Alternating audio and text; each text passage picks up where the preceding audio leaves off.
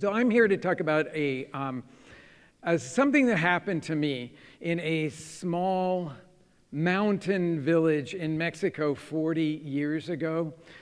A little town called, well, you couldn't even call it, we'll call it a village of Alacatlatzala, in the way up in the mountains of the state of Guerrero, right on the border of Oaxaca. And if you've never heard of this place, you're in very good company. I don't think anybody in Mexico really has heard of this place unless you live right around that. But I've got to give you a little bit of background before I can actually get into the story itself. So I grew up in a barbecue restaurant. And when I say I grew up in a barbecue restaurant, that's really what I mean. I was there at that restaurant all the time. I wasn't the owner's kid that occasionally came in and the employees sort of made something special for me.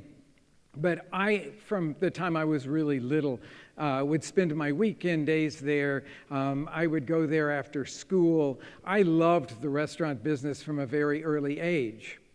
By the time that I was 10 years old, I was going to work with my father every Saturday.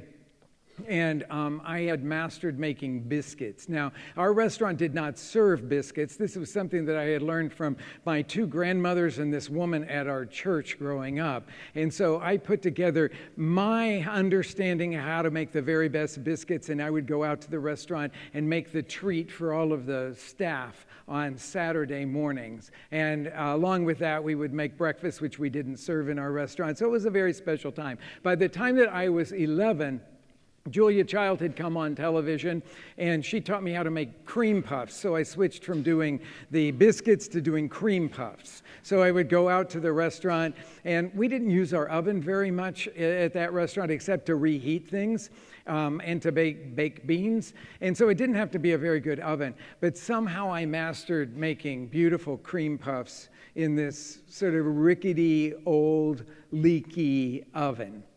By the time I was 11, I had fallen in love with the whole idea of international cooking, and so I'd spend the summers at the library going through their section of international cookbooks. And then I would go home, and once every couple of weeks I would make what was probably the most torturous dinner for my family ever.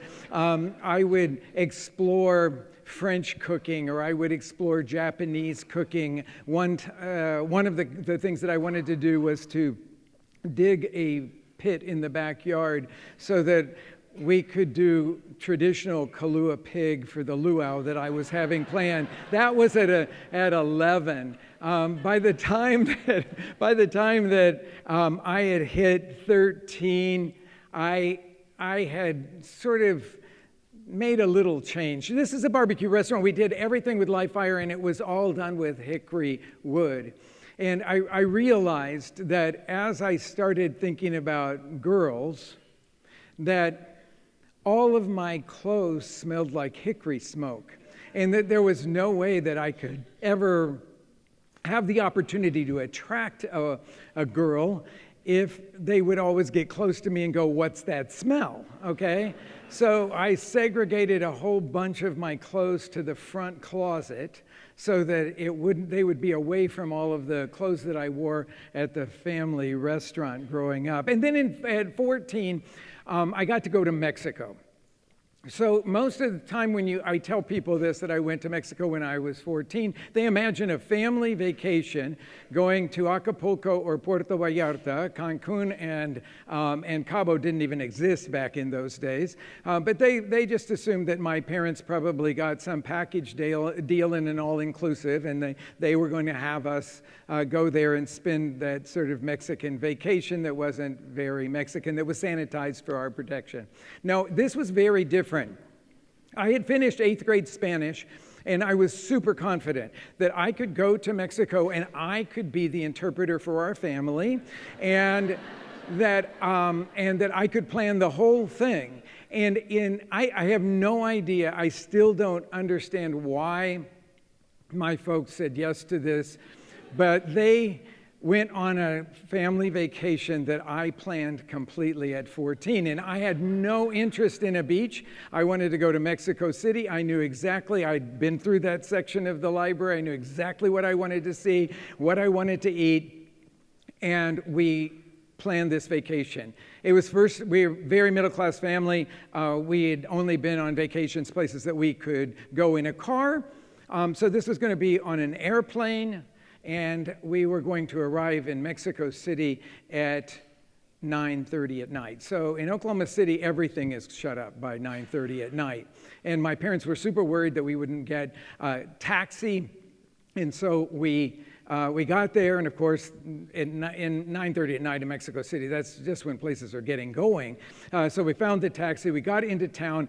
I had booked us at the Del Prado Hotel, which was one of the nicest places in town. I had very good taste even at 14.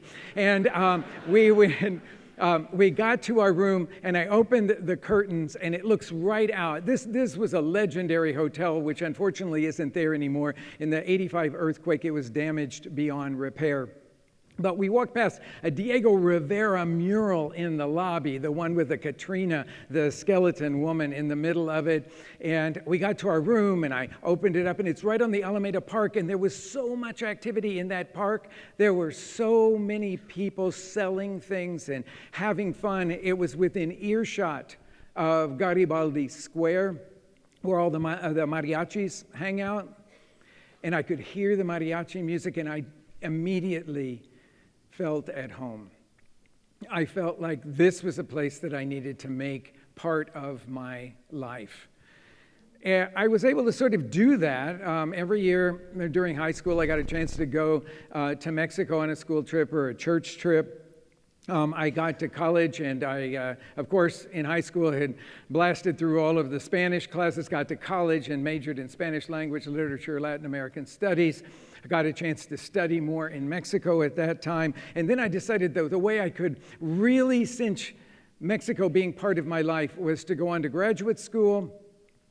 And I was going to study linguistics and anthropology. I got accepted right into a PhD program. I blasted through all of that. And I had this vision of myself as doing field work in Mexico, and that I would probably have an academic position someplace. And at the end of all of my studies, passed my prelim exams, and started working on my dissertation.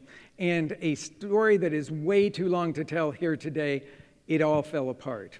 And I had to find some other place to be. Now, I, like most graduate students, had absolutely no money, and so I had fallen in with this group of people in my department that just loved to cook. So we hosted dinner parties all the time. We would spend, when it was your turn, you'd spend a whole week getting ready for the dinner parties, and I was really getting into it. And I was actually thinking a whole lot more about what I was cooking for my dinner parties than I was about what I was studying in school. And it dawned on me what I should really think about going down this path, because I'd grown up in this restaurant and I was really passionate about cooking until I went to graduate school, and then it was rekindled again with my friends, and I started teaching cooking classes. Just cooking classes at a cookware store, started doing demos in the aisles of one of the department stores, started writing some stuff about food, and all of a sudden realized for myself that this was something that was just a latent passion of mine, and that I really needed to see if I could mine that a little bit more. Now, what I was teaching and cooking back at the time will really surprise you.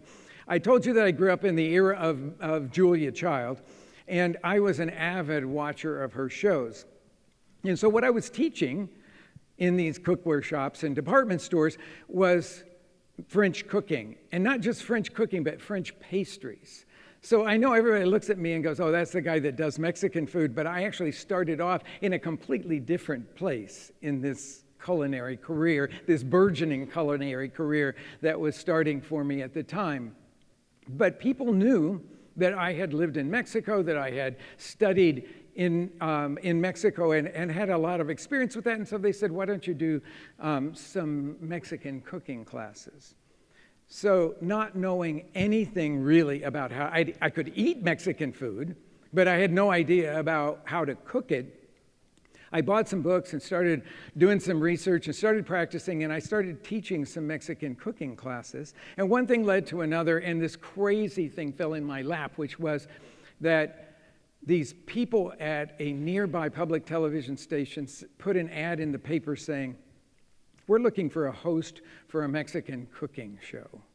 Okay, so now this is really strange because I had no real qualifications for this other than that I could talk. I had grown up in theater. I sort of felt good in front of a crowd. And I had this tiny little bit of experience doing Mexican cooking. 2 seasons into all of that, I was feeling very good about my knowledge of Mexican food at the time, but only that I had started to know what I didn't know. They had sent me to Mexico twice for some research trips, and I came back with stuff to do 13 shows, and then another one, 13 shows. And then I met this woman who, she and I will be celebrating our 40th wedding anniversary here in a couple of months. And she, thank you all very much. She seemed to be taken with this wild-eyed passion that I had developed for exploring the cuisine of Mexico.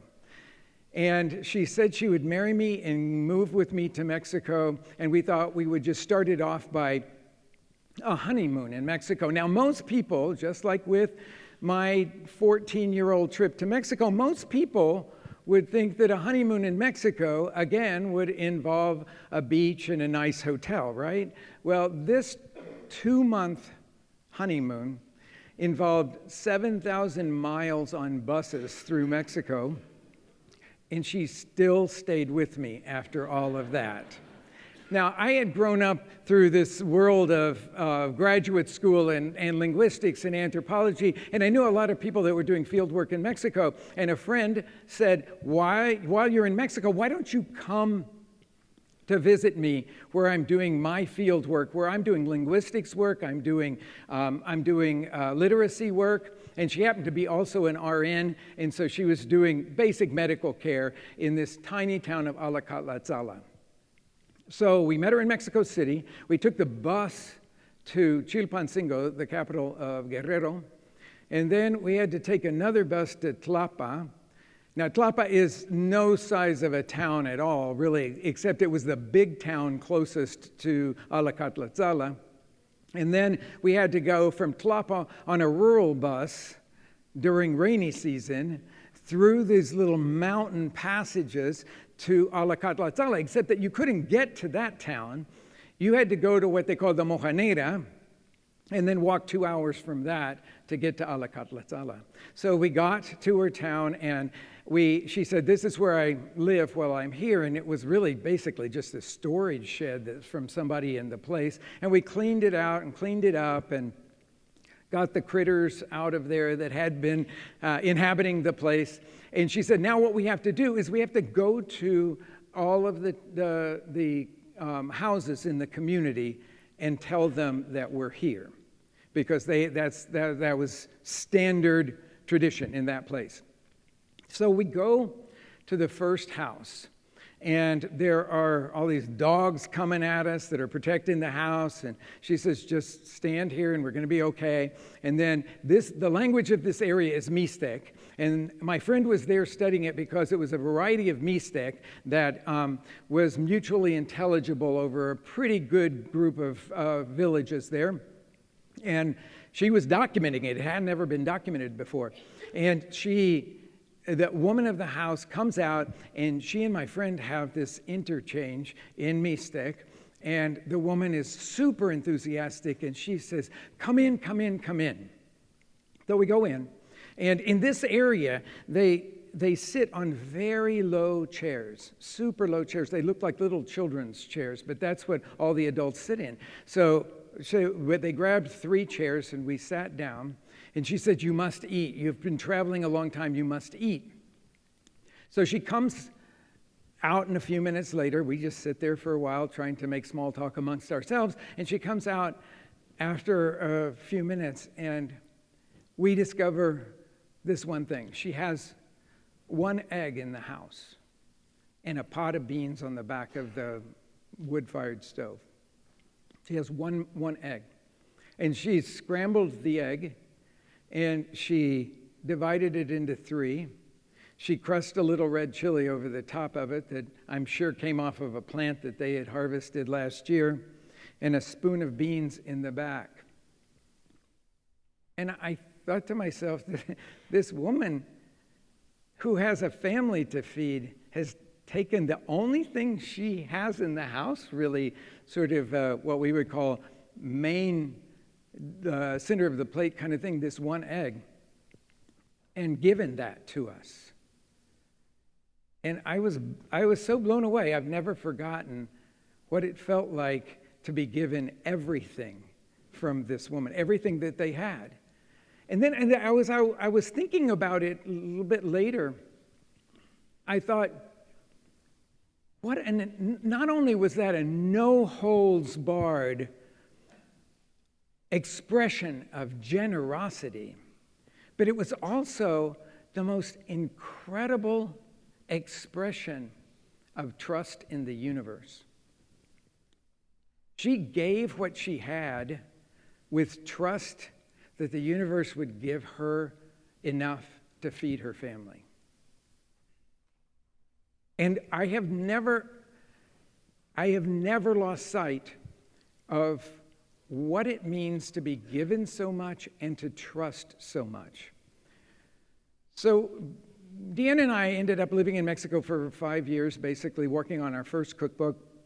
We traveled through the whole country, every single state, cooked with local cooks, documented everything. Remember, I had gone to graduate school and not finished my dissertation, so my first book had to be my dissertation. So I took it super seriously, and I studied it like any anthropologist would study their topic. And we, after finishing all of that, decided that what we really wanted to do was to open a restaurant. The decision wasn't quite that easy to make, but we decided we want to open a restaurant. I'd grown up in the restaurant business. I felt comfortable in the restaurant business. And we had this one vision, and that was to bring the true cuisine of Mexico to our population in the United States. I realized real quickly, and you would do this if you're writing about a cuisine that's not very well known, that everybody that I came in contact with could talk a lot about the regional foods of France and Italy and China, even in Japan. But our next door neighbor, if you said regional Mexican food, at that time, nobody even knew that concept existed. And so we said, well, we've got this book, but what if people make their recipes bad? And then they'll think I'm a bad cook or that the cuisine is bad. So what we have to do is open a restaurant where we can make the food really good. And so then they can say, wow, this is a cuisine that we should really look at. So our goal was to be as transparent as we possibly could, that when you looked at our menu, you knew where the dishes came from. We spent lots and lots of time educating our staff on what we were doing and how we were doing it, and the lengths that we were going to make the food in as traditional way as possible. And we, at that point, realized that we were opening this tiny little restaurant with its 65 seats in a town that could eat us up really fast. It was completely blanketed by big group restaurants that had a lot more buying power and a lot more opportunity to offer great things to their staff and stuff that we just couldn't do when we were opening it up. So Deanna and I made the commitment that what we would offer to our guests was transparency to the place that we were representing, and number 2 was our own personal stories. But when we got in the middle of all of that, the one thing that we recognized was that this experience that we had had in Alacatlatzala of no-holds-barred generosity was not really to be found in our staff. They hadn't had that experience. They hadn't had the kind of experience in Mexico that we not only had in that one village, but it had in spades. Everywhere we would go, the market vendors would say, come back tomorrow and I'll teach you how to make that dish. I'll have all of the ingredients together. And they would give me private cooking classes, not cooking classes that I paid for, just cooking classes because they loved the fact that I was so interested in their cuisine, in their dishes, their regional flavors. Now, I'd grown up on regional Oklahoma barbecue, so I understood a lot about how you were super proud about your regionality and what you had to offer. And I wanted to offer something like that back to these people. But I wanted to couple it with this sense of generosity. And I didn't know how to do that. And then it dawned on me that we could take a lesson from the woman in Alacatlatzala who trusted in the universe to provide what she needed. And here we are, this tiny little restaurant, and we don't have any money to speak of. And we decided that we were going to start taking our yearly trips with our staff to Mexico so that we could introduce them to these people. They could have that experience. They could have it firsthand. And we thought to ourselves, like, how can we afford it? I mean, this is like a crazy thing to think about taking staff to Mexico and just so that they can have the experiences that we have had. But we trusted the universe to provide. And this year, I think we will be taking our 30th staff trip to Mexico. And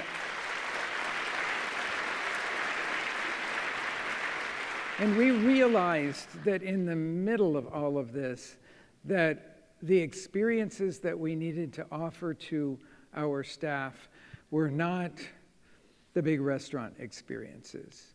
That was going to come off a lot like going to another restaurant in the United States, if it was a well-run restaurant and stuff. We decided that what we needed to share with our staff was as close as we possibly could get to the Alacatlatzala experience, whether that was in a market stall or in the Yucatan in Mérida in someone's house that happens to just make really good tamales, or in a tiny little village like where we took them this year, where this guy makes this one kind of mezcal. And his wife makes some great tostadas. And we went there and did the whole distillation process with them and tasted his wife's tostadas, because that's when the light bulb goes on, when you can have that kind of experience. Thank you all very much.